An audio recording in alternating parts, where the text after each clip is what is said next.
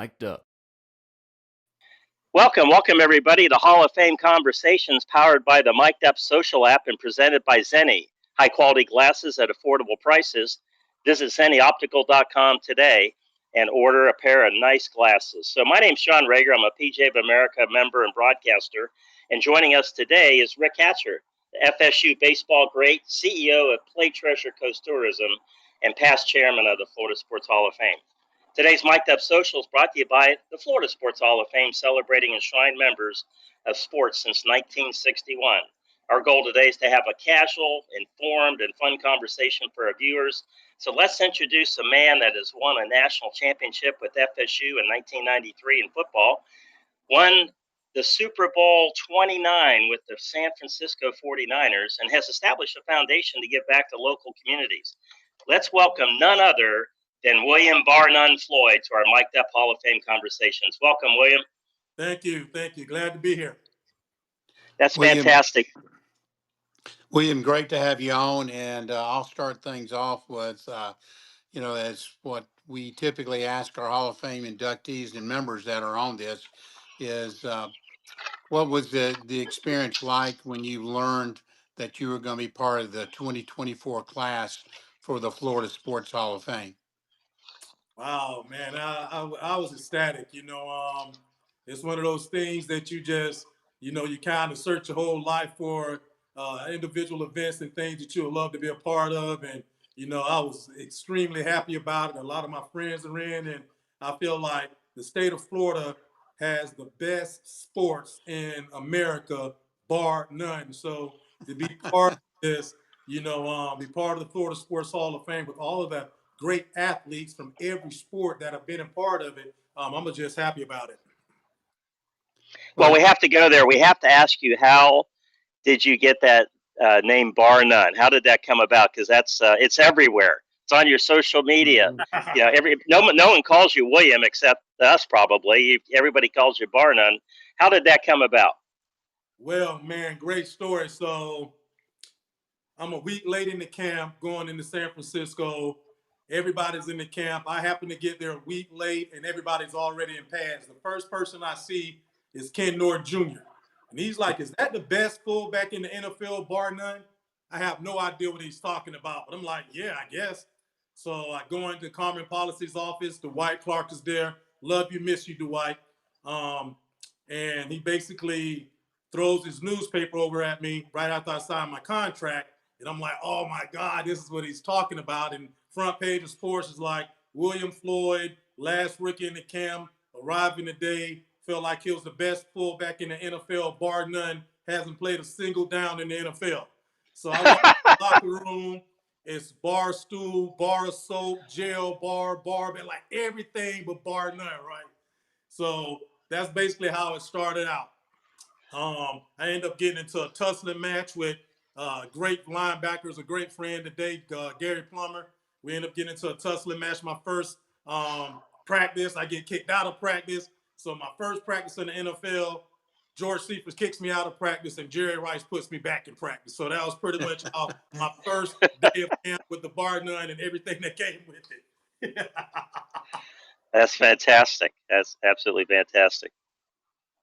You had a outstanding career at Florida State, and of course playing for Coach Bobby Bowden, and then a stellar career in the NFL. And you've got those stories of your first day in camp with the 49ers.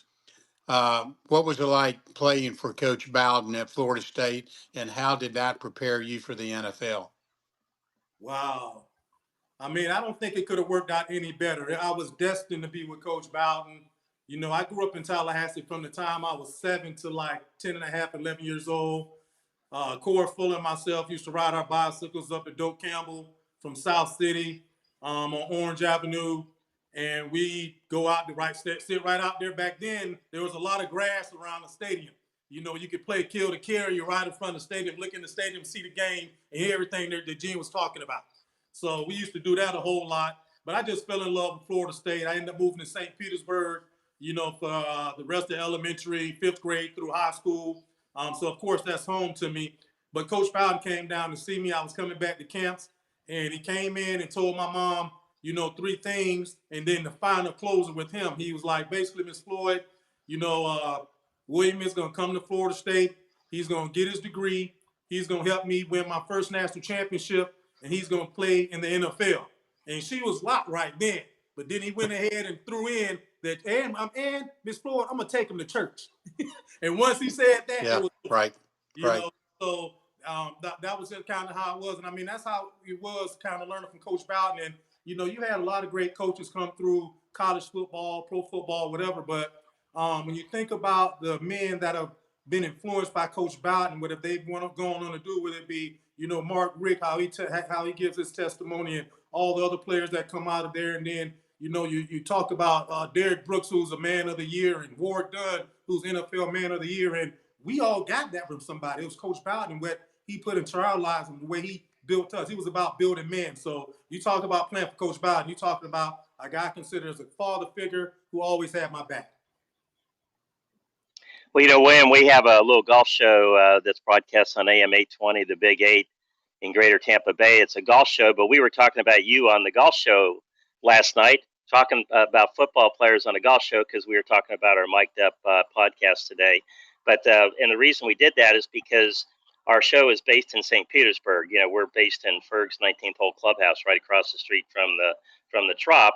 Yeah, and yeah, with Mark Ferguson. Yeah, that's right. And I understand that he might be with you in Ireland next week. And we were just talking a little bit about that. But we're talking about Lakewood High School because one of our co-hosts on the show says, yeah, William Floyd, Lakewood High School, 34-4, undefeated season. Tell us a little bit about that.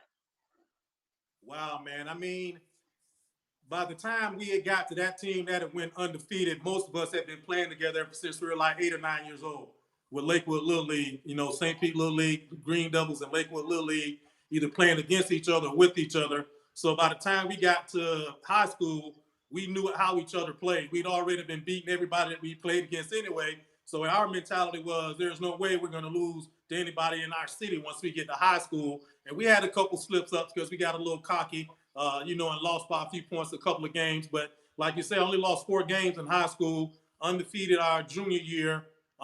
End up losing to Lakeland Kathleen in the first round of the playoffs. We're looking past them to play Braden Southeast. But, just a lot of talent. My quarterback, Tommy Carter, went to Notre Dame. He was a 17th pick of the NFL draft in 93.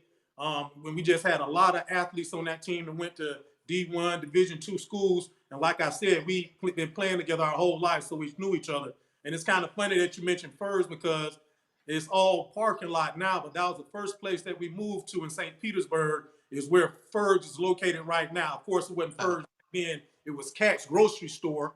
But back in that area back then, you still have Graham Hall. I think, that nursing home, I ran to the top of that building every day, ran back down, and that's probably how I got a little bit of my speed running up and down those stairs every day. But yeah, man, St. Petersburg, Lakewood, and being able to go undefeated, that junior year and have this, the success we had was really our coaching staff, Coach Ninus, who works at Furs now. I think he still pours beers at Furs. Richard Ninus was my high school coach, and then Bob Stevens was there as well. So just a lot of great mentors all the way through from Little League all the way through high school. Well, that's absolutely fantastic. I know Ferg's, I think he's celebrated his 30th year there and has had considerable amount of success. He's got axe throwing now, and he's got a pirate ship in the back. I mean, it's unbelievable what he's got. He's got 2 golf simulators in there too. So next time you buy there, bring your clubs. Nice. I haven't been there since they had a golf simulator, so I got to step back by there. That's right. Hey, while we're talking about Fergs, and I'm assuming he's going to be with you in Ireland next week, but tell us a little bit about what's going on next week in Ireland with the Knowles, and I understand there's a river dance contest that you're hosting over there too. Give us some update on that. Oh yeah, so basically having a little get together for Knowles in Ireland. Everybody's going to be getting in and going to need somewhere to come hang out for a little while. So before they go out to eat dinner, so we're going to be at Fitzsimon's Temple Bar. And, we're just going to have the place laid out with all Florida State stuff. We're going to be down there and what they call a secret cellar. So we're going to have a good time down there, raising money for the foundation and for other 501c3s that we help with throughout the year. So it's going to be a lot of fun, man. Looking forward to some of my teammates and former nose being in the house, and of course the radio crew, some of my team, they're being in there.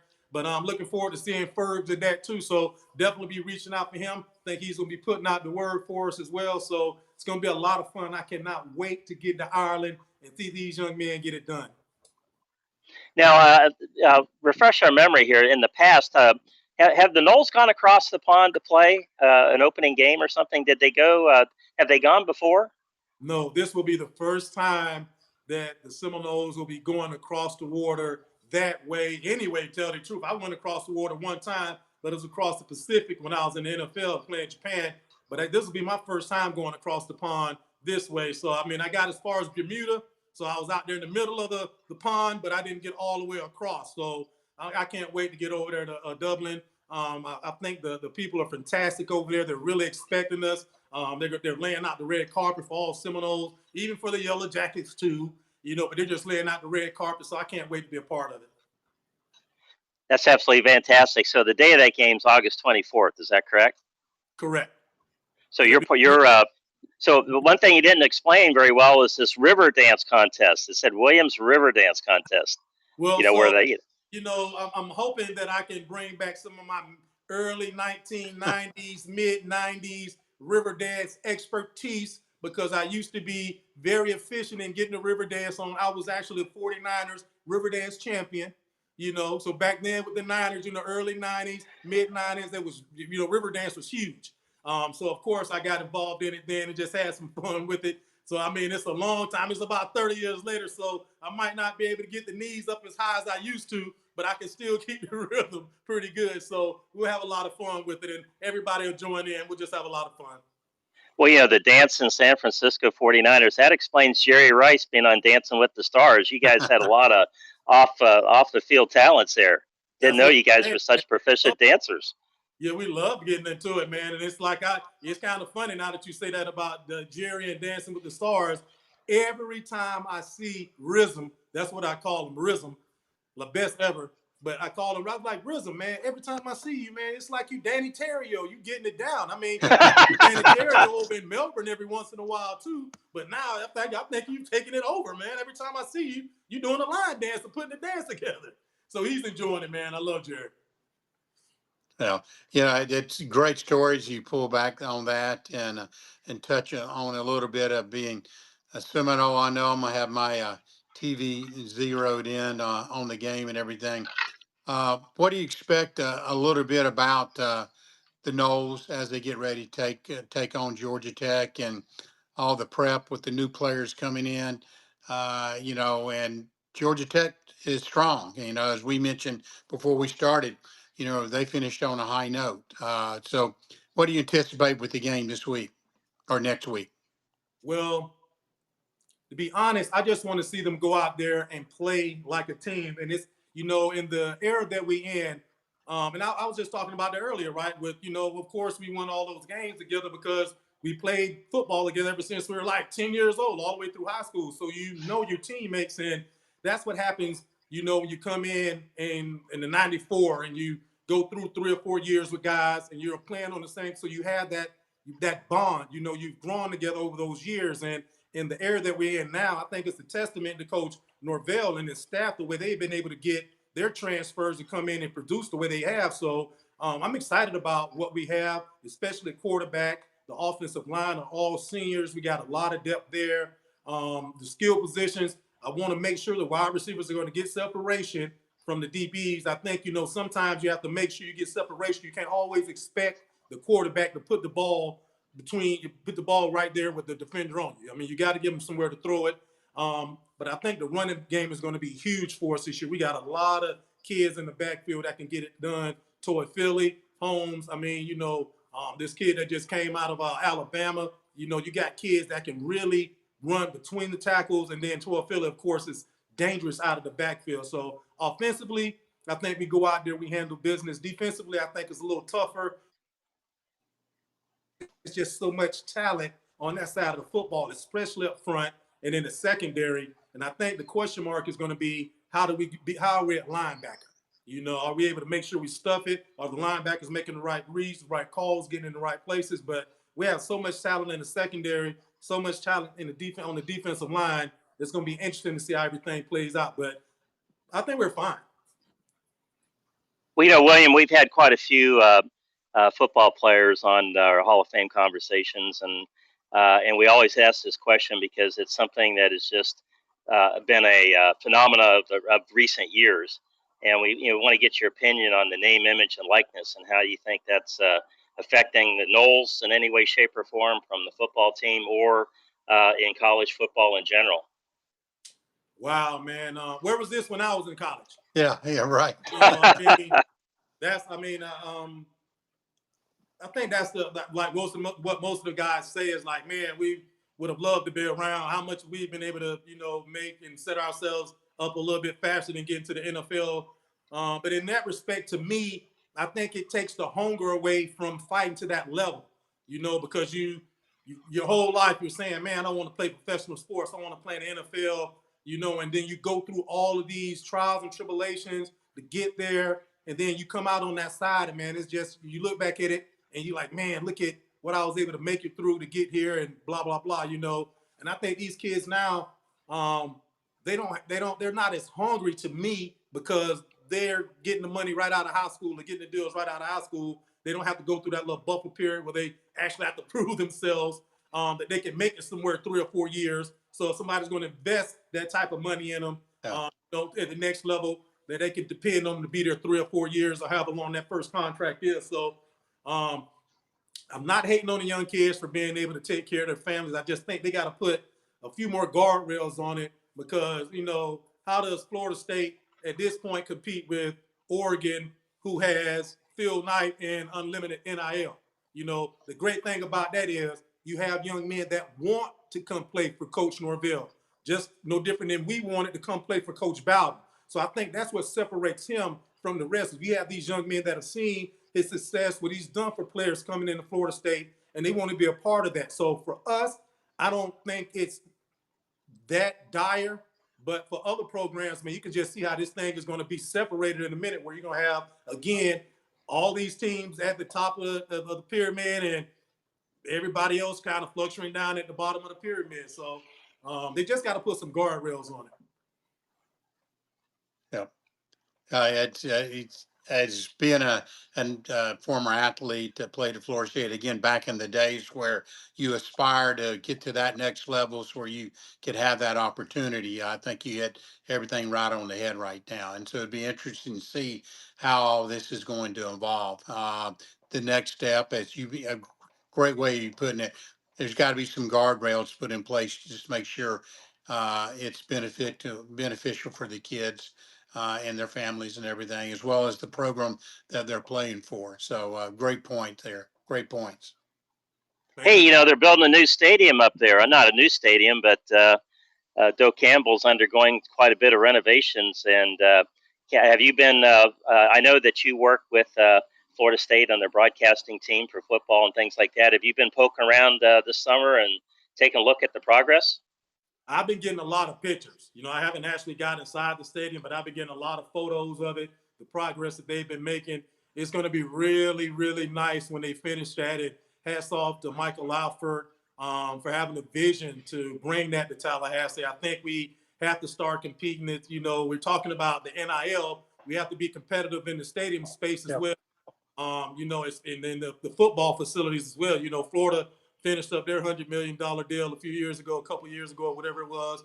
And I think Mike has had the vision to see that Florida State needs to be coming along that same way. So hats off to him, all the powers that be for making that happen. But yeah, I think it's going to be really, really nice once they get finished with it and everything they're doing with the stadium. So tell us a little bit about your broadcast duties too. Yeah. We were reading just recently you joined Gene Deckerhoff, who obviously longtime announcer for not only the Noles but the Tampa Bay Buccaneers. Tell us a little bit about your role there and how you got into that. Wow, man. So I guess I'll just start from the beginning. I was doing Sun Sports, Ned Tate, if you remember those guys back in the day. Sun Sports, which is now, I guess, Fox Sports 1, or maybe I think it's evolved into that. But I was doing a little TV show Well, actually, previous to that, I was doing a little show with Charles Davis, who's now blown one of the Oh yeah. top broadcasters in the business. We kind of started together, and then went over to Sun Sports, and there was Steve Walsh from Miami, and then Chris Dorn from Florida, and we did like this Florida State, Miami, Florida, the Big Three show. Of course, USF and UCF hadn't really blossomed in it, up like that, like they are now. But then we did that show, and I got a call from Monk Bonassort, man. I love Monk, miss Monk. And he was like, "Hey, William, what do you think about doing radio?" I was like, "Well, Monk, I'm doing TV. I guess I got a great face for radio." So, so we laughed about that. And next thing you know, I'm in Tallahassee doing the radio, and that was Coach Bowden's last season. He played the Gator Bowl in Jacksonville. That was my first season, his last season, and I've been rolling ever since. I've been with Jeff Cohane the last 2 years. We're going into our third season together.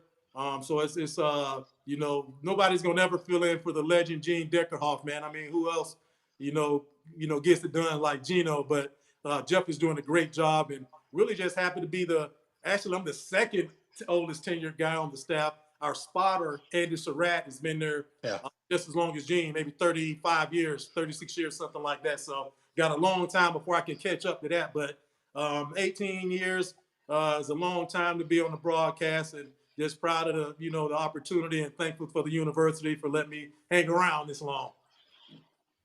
Well, there's go ahead, Rick. Well, it's just you were talking about Gene, and being from the Panhandle myself, and of course going to Florida State, and know Gene before he got into the football side. He used to do all our baseball games and play by play, and still did it up for a while until right before his retirement. You get in there, but you mentioned Gene, and I'll throw these names out and see if you can see what you might have in common with some of these: Gene Deckerhoff, Bobby Bowden, Leroy Butler,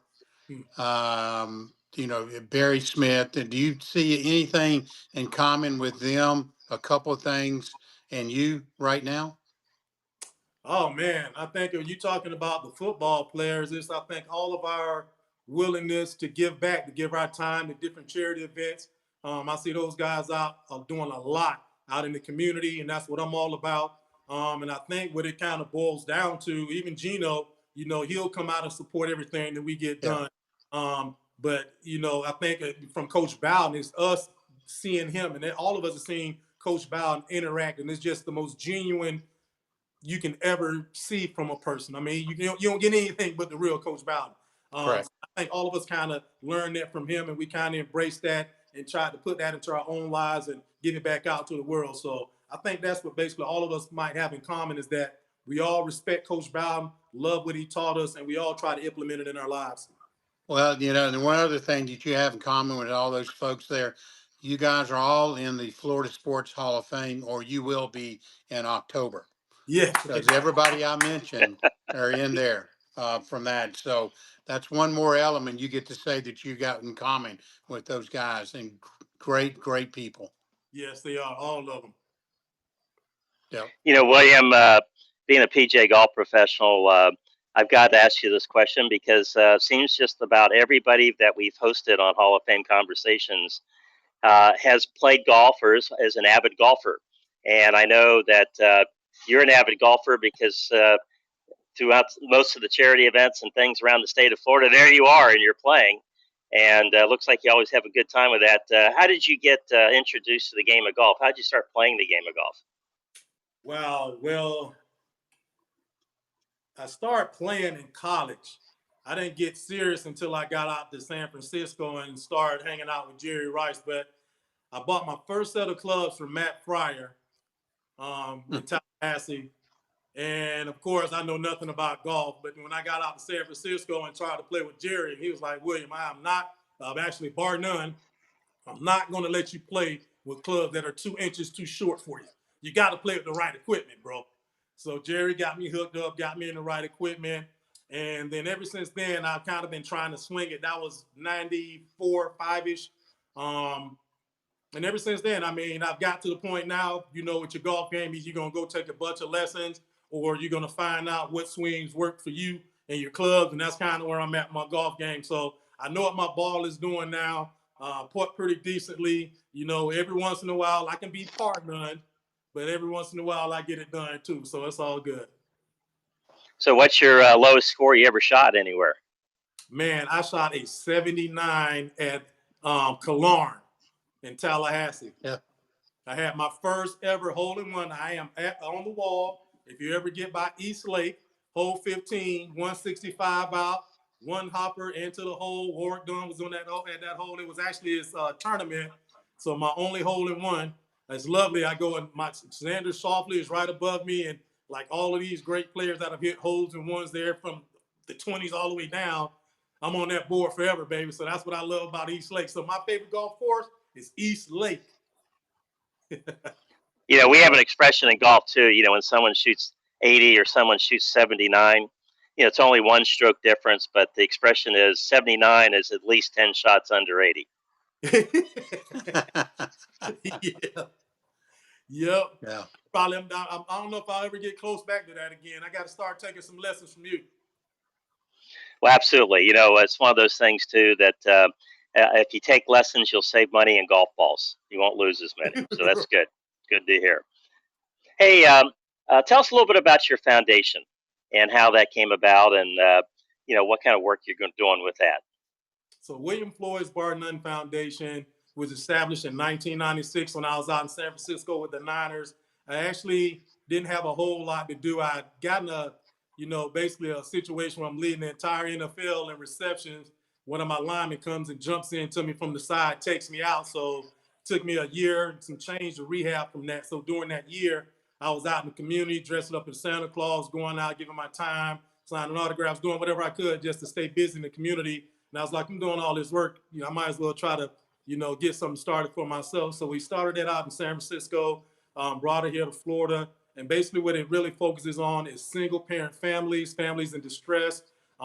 We try to do a few drives a year to raise funds. But then what we usually do and what we've been doing lately is going out and finding other 501c3s that need some help, that need a boost up and trying to really help them along. So that's where we've been focused at lately, with the people that have really that are really out in the community and that can get out a little bit more than I can right now. What I'm doing all over the place. So that's where we really focus. And the last one that we worked with, and we've been doing a golf tournament with them over at Lake Nona the last couple of years, is Driving Impact here in Orlando. So, man, it's a lot of the family is all involved in it. We always love getting out in the community. I think you always have to try to lift as you climb. That's kind of the implied motto. So just lift as you climb with whatever you do. And that's what it is. It's all about. That's what the foundation does. And we're going to try to raise a couple bucks for it next week over in Ireland, and come back and get to work, man, and kick it off real heavy next spring with Barnone Foundation. Wonderful. Yeah, yeah, it's always great. I mean, to hear stories and the fact that you find ways to give back. You probably had that opportunity, or were involved in it as you grew up. Special individuals, special circumstances by individuals, foundations like what you've created in giving back and impacting kids. Do you see your organization and how it impacts kids for the future?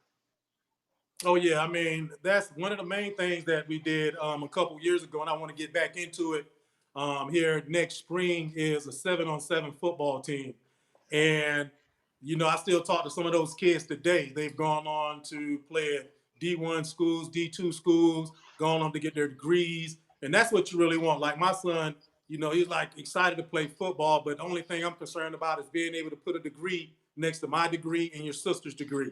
That's what you went to school for, and that's what you should lead with. And being able to have some impact on some of these young men, being able to go to college and aspire to get their degrees and aspire to play in the NFL and aspire to come back out and give to the communities because somebody gave to them is what I love. So that's why I do it. You know, William, one of the common themes we have with our Hall of Fame conversations when we talk to our Hall of Fame athletes is that the difference, and even it's not like you played with leather helmets and that kind of thing. I mean, you're very recent in your career, and but yet there's been so many changes in the development of young people when it comes to sports. There's so much more technology. There's so much more intensity, and we had Wade Boggs on, and he was talking about how travel team baseball is just about killed the young people's ability to go on and get better. That a lot of them just get burned out because they're playing baseball all year long, and but football is a seasonal sport. But yet, is there a difference now between how young people are coming up through the system and trying to train and achieve the athletic feats they need to and the skills to become a football player? Is it any different right now than it was when you were doing this 30, 40 years ago? Oh yeah, I think it's a huge difference. I mean, when you talk about um, personal trainers, we didn't have personal trainers back in the Yeah. day. Kids have personal trainers. They have nutritionists. They eat. I mean, they eat the best food. They have the best facilities to work out in. We were happy we had some weeder weights in the back with the cement. So I mean, that's like the opportunity that these young people have to be great in every sport, all across the board. Just not football, just all across the board. The the resources they have. Like I said, we weren't thinking about carbs and putting this and whatever. We're just trying to eat steaks and potatoes to gain weight. I mean, we didn't have the nutritional um, education that these young people have now and the way they take care of their bodies. So yeah, it's a lot different in football. The equipment is totally different. We played with basically the helmets that felt like 20 pounds on your head, and you were taught to put the crown of your helmet on their chin, and that's how we were taught to play the game of football. So now it's more of a shoulder thing. You don't hit with your head, you don't lead with your head anymore. But, we play football how we were taught. They're taught a little bit different, more of a rugby style, more of using the shoulder today. So, yeah, a lot of things are different than it was back then. And I think they are more conscious. The people that are in control are more conscious of the lingering effects that can happen, to athletes, playing sports. Hey, yeah, I had a question for you. Football season's coming up, and obviously, all us folks are, getting excited for the NFL season. So we've been watching some preseason games going on, and you got this new kickoff rule in the NFL, and it's just so funky. I'm not sure what they were thinking, but what do you think of that? Maybe it's the greatest rule that has ever changed the NFL, but. I didn't know that they had changed the rule, and I watched the first kickoff, and I thought, Mhm. I'm not like watching the Pro Bowl when you used to suit up in pads or something like that. Nobody wanted to hit each other. I'm watching a kickoff, and I thought maybe there was there was a delay in the game or something. And no, that's the way they kick off now. Give us your thoughts on that. I mean, well, the game has definitely evolved, and I think that lawsuit that many former players are still waiting to get their share of had a lot to do with it. They're trying to cut down on the injuries, and I think special teams, especially the kickoff and kickoff return, where you got guys 30 yards apart running full speed at each other, and the impact that causes, you're gonna get some guys banged up, and that's usually where you have a lot of your injuries are on your special teams, just because of the distances that people are running and the amount of time they have to pick up speed for impact. So I think that's why you see, it's about less impact. How do you save the player and have less impact and prevent injuries? And I think that's what you're seeing now, because the NFL is liable for that now. I mean, if they weren't liable for that anymore, then guys, having concussions or dementia or Parkinson, whatever, what happens when we start turning 55 and 60, they don't want to have to deal with that anymore. So that's what you're saying. Well, I can see the point. My dad was an All-Pro linebacker with the Pittsburgh Steelers, and he had passed away of dementia, and he was part of the '88 fund that helped take care of him. And and their style of football in the '50s and '60s obviously was very brutal, and I'm sure that a lot of that came about from that era. So it's good to see that, especially the players today, are bigger, faster, stronger, and yes, you're probably more liable to injury if you try to play the game like you did 50 years ago. Oh yeah. These kids are definitely bigger, faster, stronger. And who was that who just went in the Hall of Fame? Oh man, I hate that it slips my mind. Mac Michael. Mick Michaels. from Yes. that era. And I think that's a lot of it too, I mean, especially where he played at on the offensive line, Right. and it was in the trenches. That's why it's called the trenches. It's a lot going on down in there. So, but that's a perfect example, I think, of the NFL saying, we don't want these next generations after to kind of end up, like this. So, Well, John, you mentioned the kickoff, and again, William, from your expertise and playing at that high level that you have and stuff, and talking about the new kickoff rule, strategy-wise, does that change anything when it comes to onside kickoff? Does that take away that element late in the game that you always have that opportunity? If you're down by 8 or 9 points, you still got a chance. yeah, I mean, I don't think it really affects onside because I mean, it kind of looks like they're lining up in onside anyway. At Right, this right. point, so I don't think it's going to affect the onside part, the aspect of the game late in the game when you're trying to get the ball back. I don't think it'll have any effect on that. I think it's really just based on the NFL want to keep every one of those TV dollars in their pockets. Right, yeah. So, William, where do you live these days? What part of Florida are you living in? I am in Winter Garden, Florida. I am about 7 minutes away from what I consider my home course, Orange County National. I should be a lot better golfer with those practice facilities that we have over there, but I don't get out enough. Well, for our viewers out there, Orange County National, it's got a 360-degree practice tee, and every year they host the PJ Merchandise Show, and that's demo day there, and all the golf companies set up there, and probably hundreds and hundreds of thousands of golf balls are hit with all the companies and their newest gadgets. But what a great facility! I was there last year, not only for the PJ Show, but to watch the Live Golf Tournament that they had at Yeah, the Orange County National. yep. Live is right around the corner. Yeah, Yeah, absolutely. But so is the yeah. PGA because Bay Hill is probably about 15 minutes away, so it's all good. That's wonderful. Well, you're probably, I know Florida's the golf capital of the world. There's more miles of beaches of fairways than there are beaches. Believe it or not, there's more miles of fairways than beaches. So, See yeah, that? but Orlando is probably the golf capital of the state. There must be 150 golf courses in Orlando and all shapes and sizes. So you're living the dream. Yes, for sure. Well, William, we're going to get you out on this last question right here. Just trying to, as we wrap this up, our Hall of Fame conversations. What's the future hold for you? I know you've been broadcasting now for almost 20 years. Great career in football and work with the foundation. What's the future hold for you? What do you think's going to happen to you in the next 5 or 10 years? What do you got cooking? Oh man, I don't have any huge plans on the dockets. I think now it's at that point where you start settling down and enjoying, the hard work you put in, and for me it's enjoying my grandkids. William A. Floyd 5, he's number 5. He's 4 years old, and then AJ Andrew Julian, he turns 3 years old on the 21st. So we're gonna actually go to T-Rex tonight and hang out over there for his birthday because I'll be in Ireland, in Dublin for his birthday. So for me, it's just, and then our bonus baby Addie, so for me, it's just about running, chasing the grandbabies. They're my power pellets, I say. They give me a lot of energy, give me a reason to want to get up and, go out and, go fishing or go to the golf course and put some balls and that type of stuff. So that's all that's going on now. Try to keep, Florida State in line, try to keep those young nose in line and, aspiring to be the best they could be and just try to live as best as I can, honor the Lord.